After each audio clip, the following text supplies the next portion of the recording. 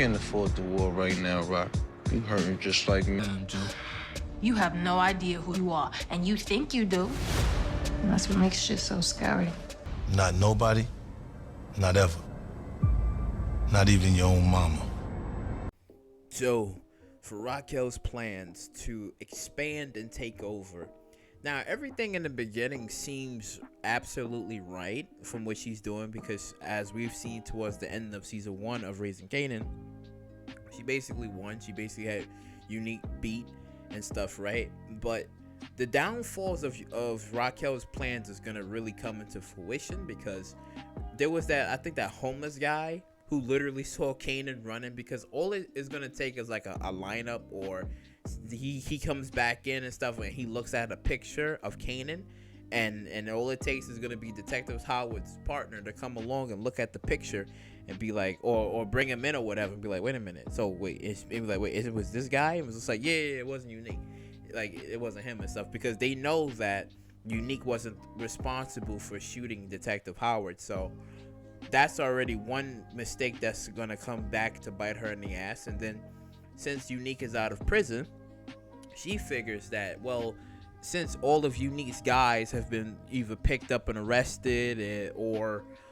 she gonna get most of them to work under her. Which she fails to realize is that, yeah, you can take the enemy of thy enemy and try to make them thy friend, but it's not gonna work, because despite her saying she's trying to keep tabs on them, but all they're gonna do is they're gonna be really keeping tabs on her, because once Unique gets out of prison, now obviously he's still gonna have like some sort of loyalty. Like, there will be people that are still gonna be loyal to Unique, but if those who are working under Rock, they're just gonna be understanding how she does her operation, and all it's gonna take is just a little word here and there to get back to Unique, and then he's gonna figure a way of maybe stealing the streets back, and he's gonna be in full control again, because he ain't gonna forget that he spent like 3 months in prison, so even 3-4 months in prison. So he's gonna come back with like a plan to come after Raquel and stuff. So I'm like, okay, that's gonna be quite interesting, because from what Raquel has been doing is like, yeah, like I said, she has everything on lock, but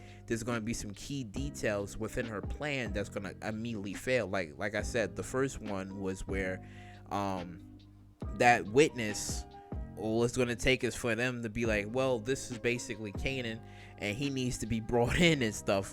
And then you have Detective Howard, where he's like, with him and Raquel is like potentially going to continue to play coy with him.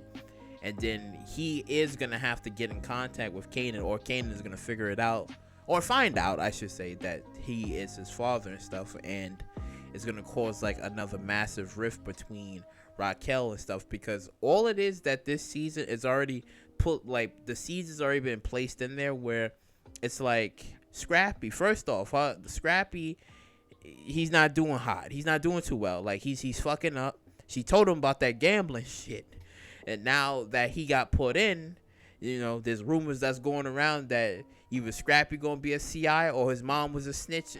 Somebody's gonna be snitching on somebody. So it's like Raquel's gonna find out about this and be like, Scrappy and this damn this damn gambling. So he probably might go away soon, despite him being really loyal. So he probably might, because Raquel, in the way she does her business, she's really, really articulate in how she does her business, and she wants things to be the way she wanted. Like, she don't want the cops involved. She don't want none of that. But since Detective Howard knows who Raquel's peoples are, who works for her, he's gonna have to stick his nose in it, because he could technically shut it down if he wanted to.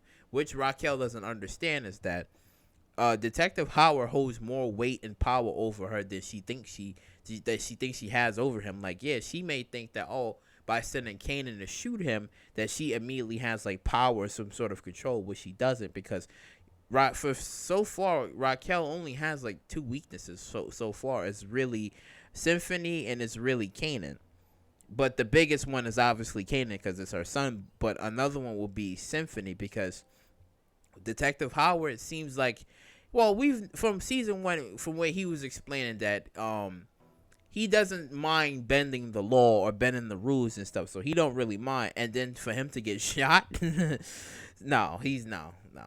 all it's gonna take is for him to either follow Raquel or do some sort of research and be like, okay, either it's gonna be him, either Detective Howard, or it's gonna be Unique. It's gonna be one of them that's gonna either follow Raquel or do some research and be like, okay, where does she go? Where does she stay at? And be like, wait a minute, Symphony, this guy. Oh, like what's the connection there? He figures out the connection. Guess what? Symphony's dead. And then a body bag or a body's gonna be left out her front door, and it's gonna be Unique dead. Symphony dead, and it's gonna be like shots fired and stuff, and he's gonna come after her because I think that's what's gonna most likely happen. One of the two is gonna probably come after Symphony and stuff, because I'm like, wait a minute, wasn't he supposed to be in college or going to college? That's the one thing I was like, wait a minute, no, because he's like I think he was a school teacher or school professor. I forgot. I think he was like a school teacher and stuff. But I was like wondering, because from what I remember in season 1, I think he was supposed to be getting his degree or something. Like he was gonna go to college. I forgot. Like he was gonna go and do something, but I think he was supposed to go to the college or something. I don't know. But there's gonna be a weakness there and stuff. And then the last weakness, I should say, is gonna be Raquel's unfortunate doing this stuff, because so far she's already twisting a knife in Kanan's soul. Because Kanan already, like I said in the review, which I can all go check it out, that he's already, heartbroken, completely confused, and it's like he doesn't want to do this. He's not sure, but she's constantly keep twisting that knife, and to the point where she's gonna break Kanan to the point where he's no longer the same anymore. He's going to be different, and that's going to be something that she can't control. Even despite her trying to push him in that direction, he is going to be too late for her, because she's going to be like, you're not the son that I raised. He's going to be like, well, you molded me this way. You molded me this way. You made me into a man that I'm not supposed to be. You molded me this way. So despite her saying that, yeah, she feels some sort of regret about it, but I don't think she feels no. I mean, as she's going along with it, because again, she was forcing Lulu to get on his shit. She was just like, no, you gonna take that corner. I don't give a fuck what you want. You gonna take that corner. And he like, all right, Rock, man, all right, I'll fucking take the corner. Like that's what he's basically saying. So right now, Raquel's, I think, own self downfall.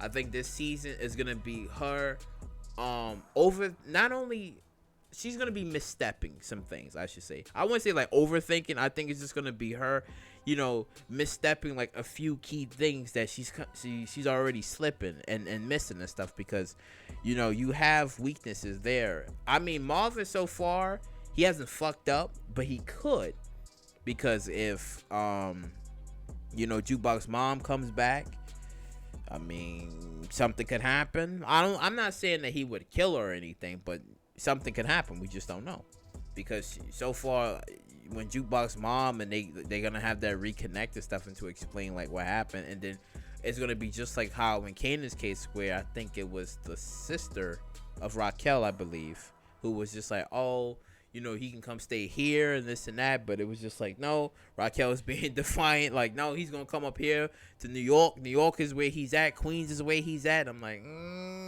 you're molding him into a person he's not supposed to be. So again, these are flaws within her plan. It's like when Ghost told Tommy Sean was not built for this. He wasn't ready for this, and Ghost was right. Ghost saw that Sean wasn't ready for this. Sean was only a damn driver. He was good at driving. Kanan's case is like, in the beginning, he's not ready, but as Raquel keeps twisting that knife, eventually he will be ready and stuff, but it's not going to be the way that she envisioned, because all I think what we see from Raquel is that, I wouldn't say she misses DEF CON, right? I don't know. I feel like there could be something that gravitates to her trying to make Kanan to be like DEF CON, a guy that's not even his father. She's trying to mold him to be that way. Like basically, DEF CON is like the street. He's like the god of the streets to them. Like he was everything to them. So it's like they trying to mold him to being like this guy that eventually we're gonna see those two actually meet. But then again, Kanan, when they have that conversation, whatever, despite if he knows that Detective Howard is his father not around that time, it's gonna still be awkward because you got a man that's telling you like, yeah, you're my son and you're gonna be doing the things that I told you to do. Now, here's the thing. Now I want all of y'all to drop in the comment section down below. Do you think that when it comes down to teachings, like, yes, Kanan is still going to be taught these things, but do you think that most of his teachings is actually going to come from DEF CON? Do you think that DEF CON is actually going to give a different perspective than what Raquel was teaching? Because remember in Power Book 2 Ghost where Monet had her own vision of how she was going to do things, but then when Lorenzo came out of prison, he was like, no. It's Drew. Drew's gonna be doing things, and I want it to be Drew. I don't want Kane. I don't want Diana. I want Drew. So it's like, I wonder what type of vision that DEF CON has that maybe Kanan will actually take and be like, maybe the way that he did things is even gonna be different than what it originally was and stuff, because that's how it always is. It's like if the man who was in charge of everything had an original plan and he ran the streets a certain way, but then he goes to jail, but his main chick takes over, she would eventually stick to the plan, but eventually she would deviate and do things differently because as time go on, the game changes as well. So I wonder, will Kanan actually mold to that, or will it be something completely different? But let me know what you guys think down in the comment section below. Like, comment, subscribe, share, and I catch you all in the next one.